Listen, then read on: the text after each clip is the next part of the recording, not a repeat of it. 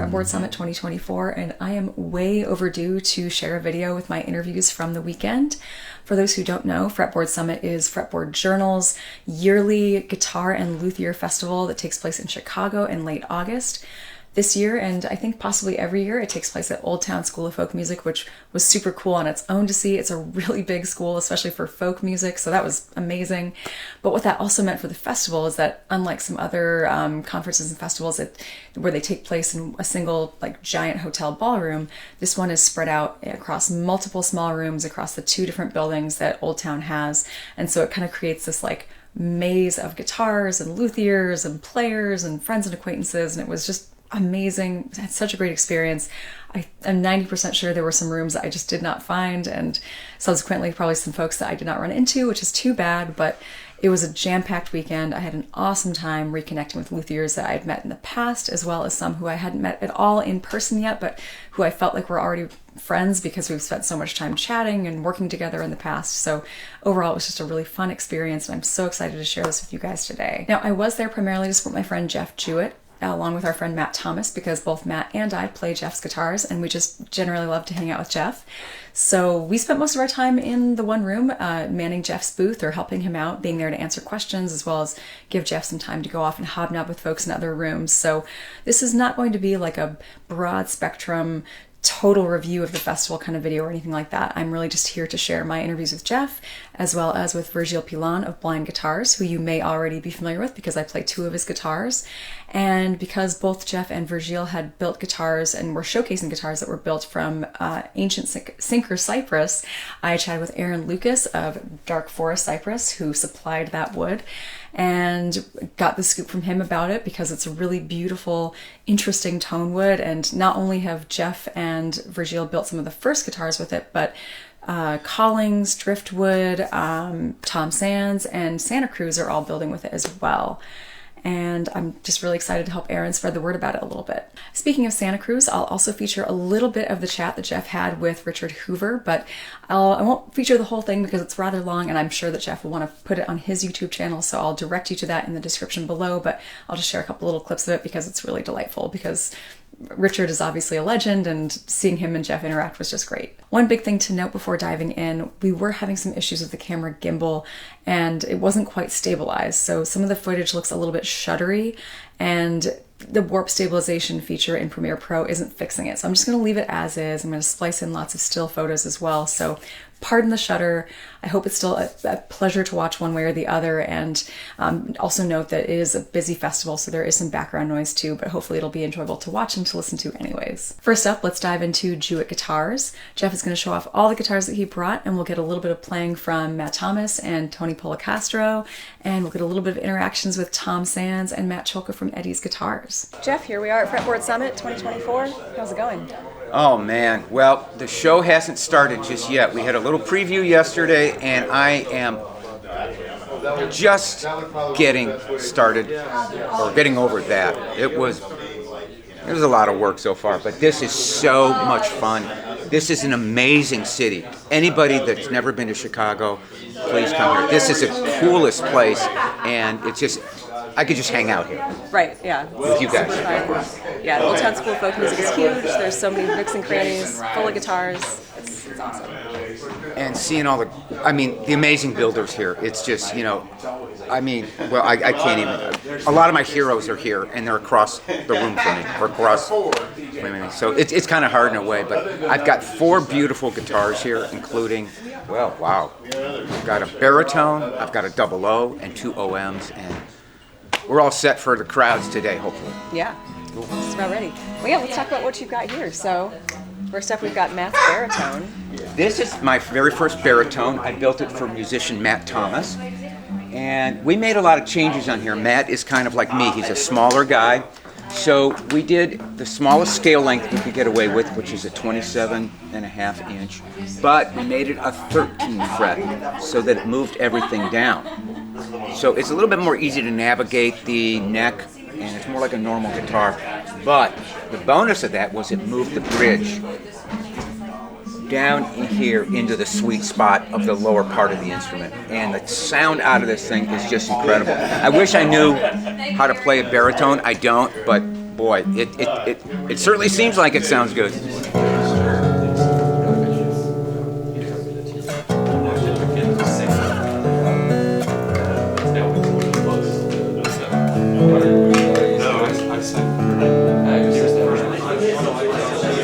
Part of the idea is a slightly shorter scale. It's 27.5.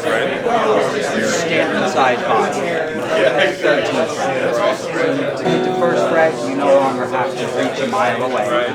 It feels familiar. It's also kind of more standard nut width rather than being so extra wide. So it just kind of flows perfectly in with the other guitar. I don't have to readjust the plate.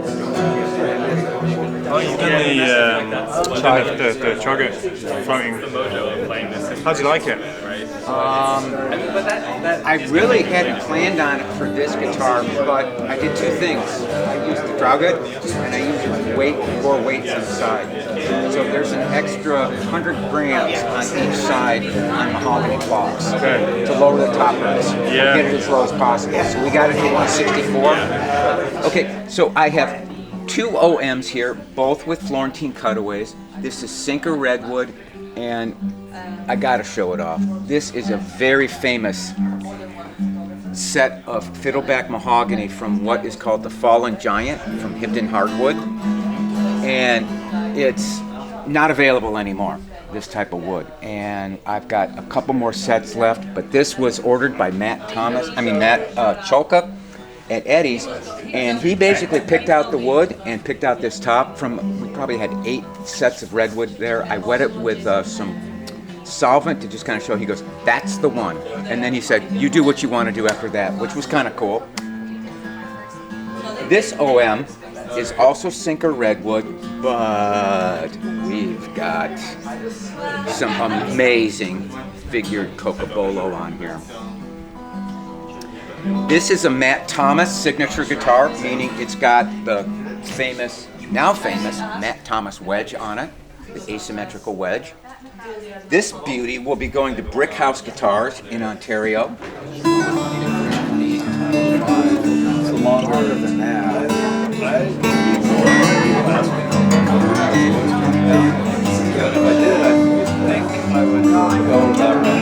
27.5, I think it's tuned B to B. Yeah. And it was a 70 gauge on the 6, 16 on the 2. Yeah. But on that one, what I did, you can see there's really by putting one scale on it. This guitar right here is probably the one that I'm the most proud of, because this is called Ancient Cypress. This piece, or this soundboard, was carbon dated to about 350 AD.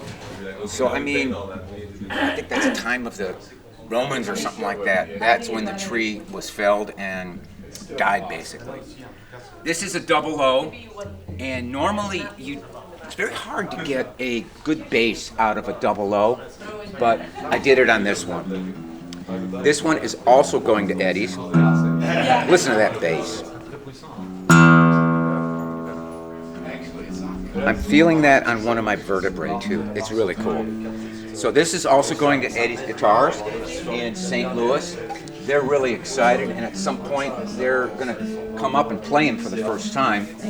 About a year ago, I think it was, maybe a couple of years ago, a guy contacted Richard and a bunch of us other people and says, I've been pulling this really interesting wood out of these rivers in South Carolina. It's ancient Cypress. We've carbon dated some of them to 4,000 years old. I go, I got to try this stuff. So I thought, well, if I get this stuff, I got to talk to Richard. So I think we contacted you, and he was so nice. He probably had 100 things going on at the same time. While he was going to pick somebody up, I think at the airport, he called me, and we talked for about a half an hour. But we've known each other for a long time. So anyways, I wanted Richard to see my finished version of it, which is a double O, 14 fret, short scale, with the Ancient Cypress top, Ziricoti bridge, Ziricoti headplate, Ziricoti all over the place. And now this is something I bet you didn't know. We used wild grain East Indian rosewood, but with my art background and all that stuff, I really don't like that purpley kind of color that you get with East Indian. That's exceptionally pretty. So we chemically treat it to bring that color out. Did you bring enough for the whole class? You can go buy it down the street. It's called CLR. It's for calcium lime lime? rust remover. It's phosphoric acid. Wow. So it's been used by a lot of people to remove the calcium deposits in rosewood for years. How about that? I use a glacial acetic acid, an old phonochemical for that, and I'm afraid of it. Now that's Well, you should be. Yeah, that's you're not supposed to touch it. Only Well. I do. That's a great one. Thank No, you. but you can just wipe it around with your hands. Yeah. It's Then it also gives it a color? it changes the color to almost the color of Brazilian rosewood. It does. It Look was at that. really threw me. That's beautiful. anyways. That's very fantastic. So I wanted Richard to hear this guitar because I was shocked at Yeah. So, No, great. I'm not going to play in front of anybody. Okay. I've been playing guitar for 60 years. People think I'd be really good. So let's have them believe that. Okay. Let's keep it that way. Well, I'll do a little thing there. Yeah, plus it's easier to listen over here.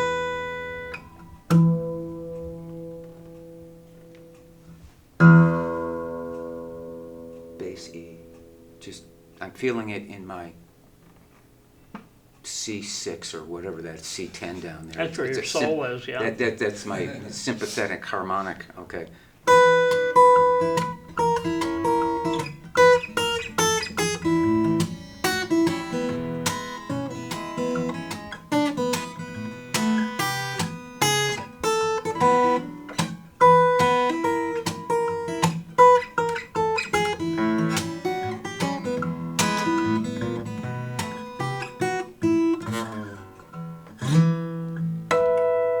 That certainly worked, didn't it? It did.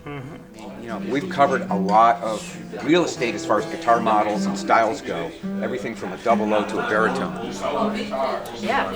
Well, as folks might notice, we've got some green themes going on. Green is the I've got theme. green eyelids, and we've also got green rosettes. So what's the story behind all the green? Well, I must say I'm disappointed that your toenails aren't green to match. Oh, I should have painted them. They're purple. Oh, We well. don't need feet content. We don't need to dwell on Lindsay's toenails. Okay, where were you?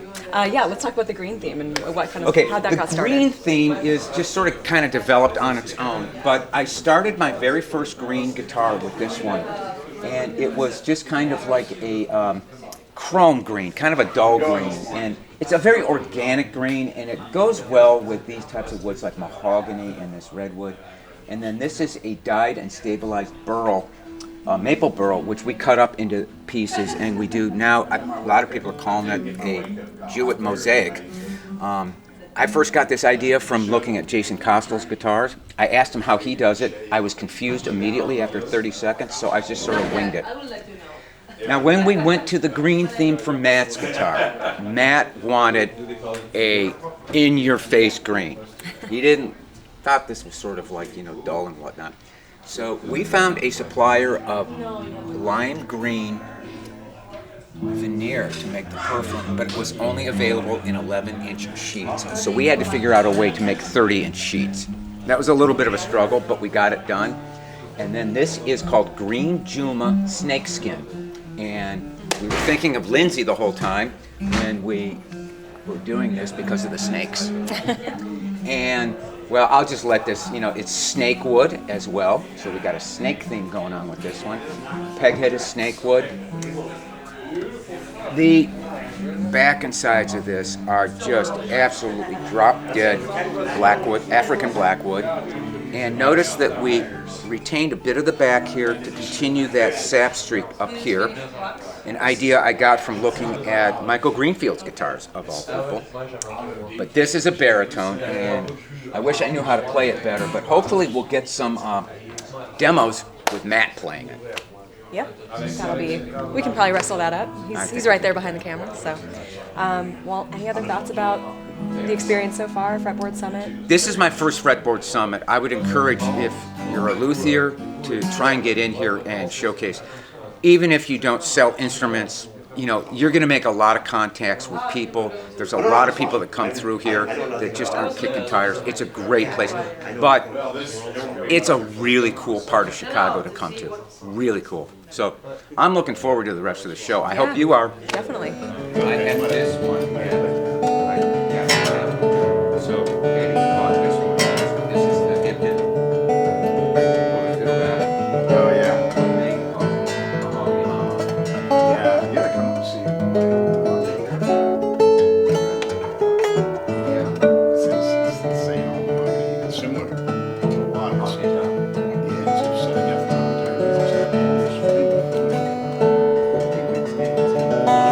Yeah, there was a little bit of that stuff in way on and they cut it up and they got a lot of this some of it.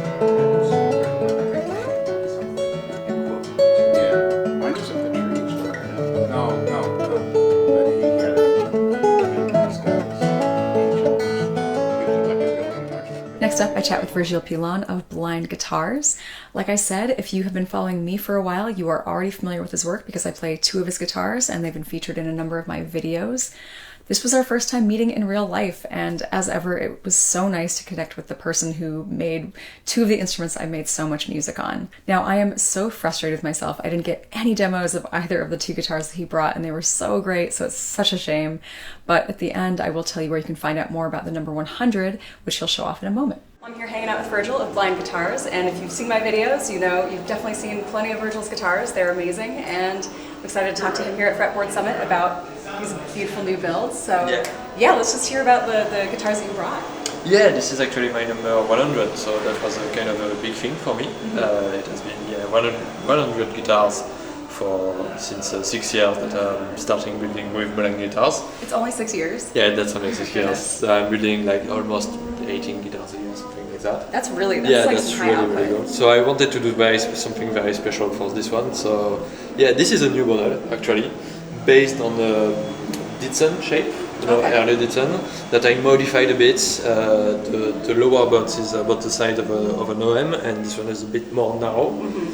And yeah, it has of course a beautiful set of the tree mahogany with a set of Ancient Cypress that is almost 2,000 years old. And yeah, this is my most personal model right now because I wanted for a long time, you know, doing like a small dreadnought. I love dreadnoughts, but I also love like 00 size guitars. So I wanted to mix a bit the shapes and to do something really that personal, something that I really enjoy myself. Awesome. Yeah. So obviously, I mean, presumably you're going to sell this to someone else, but would you build yourself a similar style guitar?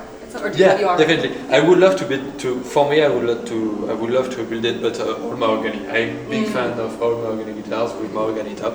So yeah, but this is my favorite. To me, this is my favorite model, of course. Awesome. But, so the Cypress, that came from Aaron Lucas, right? Exactly. Yeah, so I'll have to do a little interview with him too because both you and Jeff have done some beautiful guitars with that Cypress that. This is an incredible top material, very different from everything you can find, but it works very well for guitar making. And yeah, I really enjoy working with it. And actually, for this guitar, because this is the number 100, what I did is I brought the top to a perfume maker where I live, and she made a custom perfume inspired by the smell of the top because it smells absolutely incredible. Yeah, like you're saying, it's like kind of like it's like sweet at first, but then it gets like. It has the smell of the cypress, but it has also a musk, like a swamp musk. And when I did resource the sets, I just all the shop, and I was, oh my god, this is really interesting. I love it.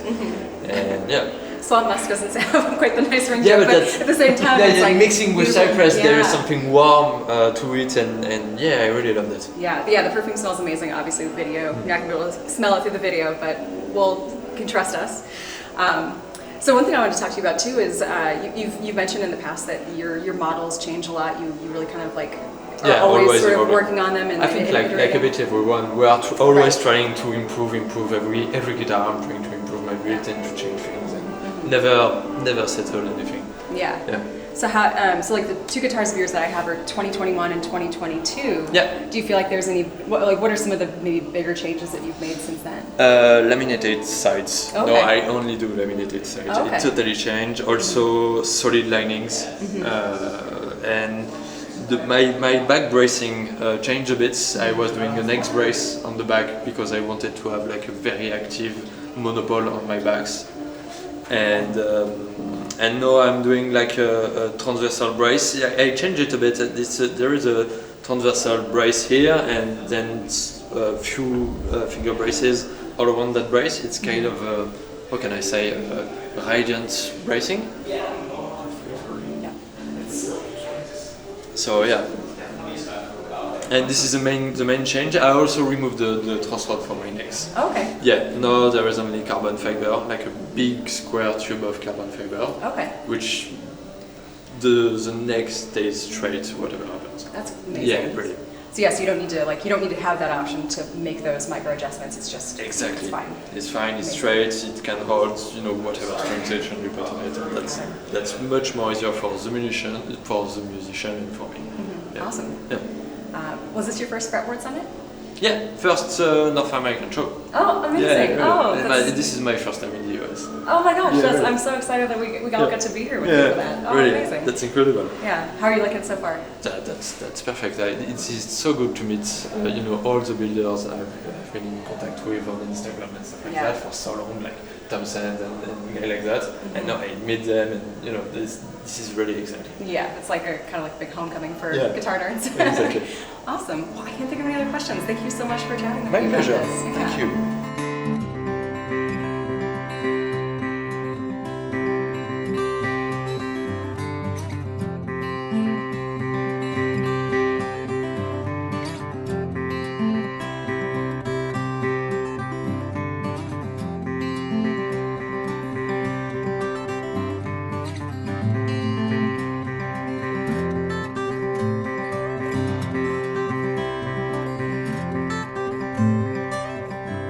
Lastly, since both Virgile and Jeff showcase guitars featuring Ancient Cypress, say that several times fast, I wanted to make sure to chat with Aaron Lucas of Dark Forest Cypress, as you can see repping his shirt here.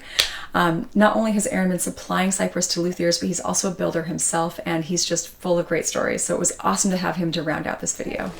I'm here now with Aaron Lucas of Dark Forest Cypress, who is the supplier of all this beautiful cypress wood that you've been seeing on some of the guitars that Jeff built, that Virgile built, and other folks. So I'm excited to talk to you about that. Get the elevator pitch about cypress.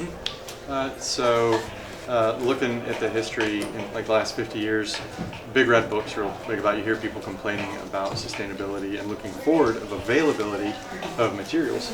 And I was running a sawmill and realized that there might be potential with cypress, understanding the logging industry on the East Coast and how many millions of acres have been clear cut, and then floated down the rivers and laying in the bottom of the rivers.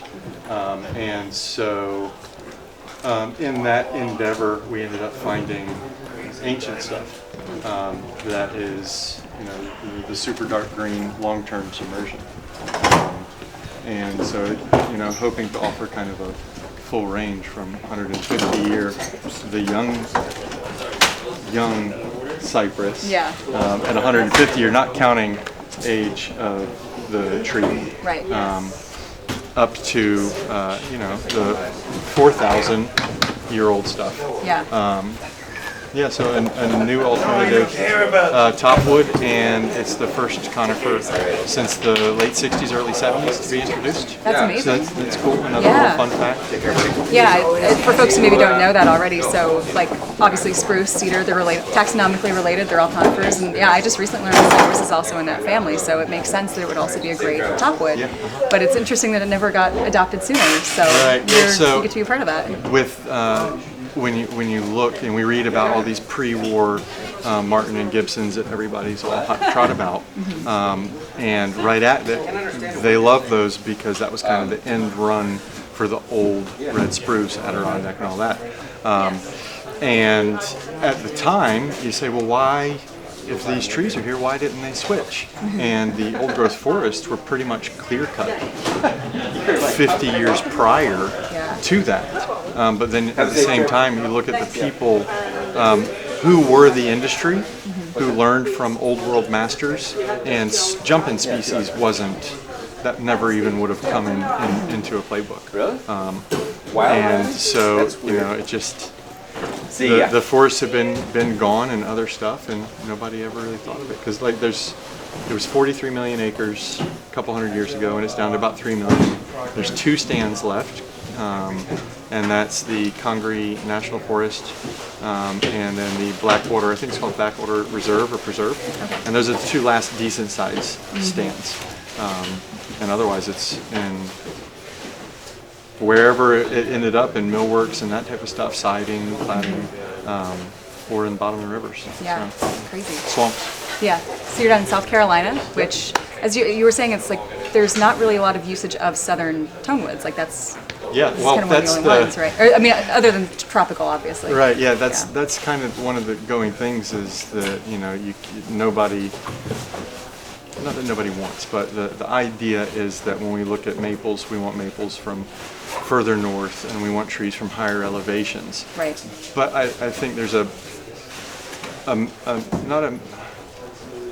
that's a very tricky thing, because we are saying we want high elevation tonewoods, right? Okay. But how long have we been saying high elevation? And why have we been saying that we want high elevation? What do we get from high elevation? We get slowed growth. So we get consistent spacing, right? But outside of that, what else causes really slow, difficult growth? Super dense old growth forests, primordial forests that are gone. So has the thought process that we have to have wood from northern climates come from a lack of old growth forests for more than a century, outside of, but then you say, okay, we can't have hot weather, high water stuff, but we get all these tropical woods, and so that's a whole nother little monster. Yeah. Well, awesome. So in terms of guitars that this wood can be found on, so Virgile's blind guitar, his not the 100, it's the bigger bodied one, is the number 1. The J185, and then his, I don't know if it's custom parlor or what, his 100th guitar. Yes, the Ditson style. And then you've got Jeff Jewitt. Yep. Tom Sanders is built with it. Chris Alvarado's built with it. There's a number of Collings is built with it. Santa Cruz. Yeah. Santa Cruz has a number, I think, that they're working on now. I think Driftwood has a couple that they're working on. And I've been shipping globally now. For a while, and there's a lot of wood out there. So there might be a ton more guitars that have been built, and people just haven't gotten to me. I try every once in a while to get out on social media, like, hey, have you built, you're building, update me, let me know, I'd love to see it, and hear about what you're pairing with and why you're pairing and what body style you're doing. But yeah, it's rolling along, it's doing good. Yeah. It's really exciting. And you also mill other woods as well, right? Here, to an extent, like most people with a wood problem, I'm constantly on like the wood hunt for rare woods or old wood. So if I ever come in contact with stuff and I have to halt myself from looking pretty regularly, then I'll find it. And I prefer in large form so that I don't have to work around where something might have been processed not to the standards that we're looking for in tone woods, because it wasn't necessarily cut with the intent of it being tone wood, especially if it's old stock. But yeah, just trying to get stuff that great grandpa had stashed away that nobody knows what it is anymore, and so it ends up on a curb and ends up in a landfill, and it's these precious resources that the trees are gone. So that's a hunt in itself all the time. And then I'm trying to work on sinker hardwoods, sycamore, walnut, cherry, stuff like that. Cool. But those tend to not be big when we find them, and they're in really rough shape. So the yield is incredibly small, and a lot of times it's more trouble than it's worth. So it's like I have some of all of those, and that's something down the road, But it's the focus now is the cypress, and that's another one of the other side projects to mess with. So. Well, thank you so much for chatting and sharing some information about this. I'm sure folks who are excited to hear these guitars will really love to know more, everything you have to say. Website, where can they find you online? airluxguitars.com. And I try to have updated, audio clips and stuff like that, and links and active photos and anything for information. My photography is not always great. So. Cool. Well, great. Well, we'll make sure to point folks to your website so they can check it out.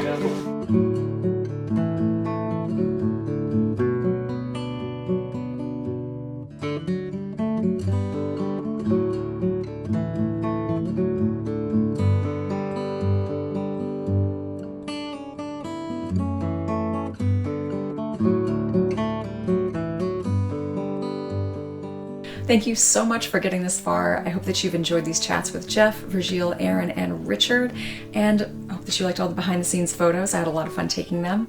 I hope that if nothing else, I can inspire any guitar lovers and builders out there to consider going to next year's Fretboard Summit. It's a lot of fun, and as Jeff says, if you're a builder, even if you don't sell anything, you're going to go and make so many connections and friends, so that makes it totally worth it on its own. Plus, the shows are amazing, the talks are amazing, and the neighborhood of Chicago that it's in was really fun too. There was great food everywhere. It was pedestrian friendly, close to the train, just a really fun place to spend the weekend. Thanks again to Jeff for bringing me out and to Matt for being my cameraman when I had to be in front.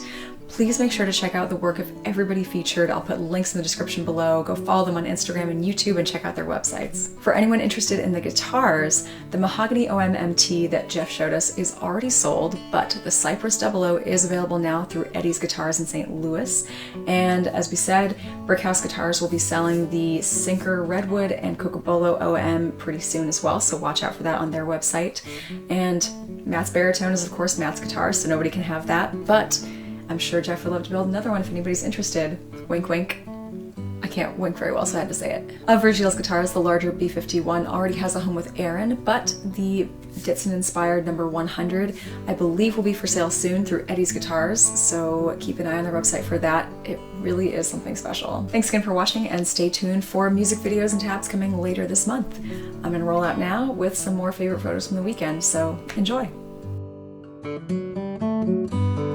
Thank you.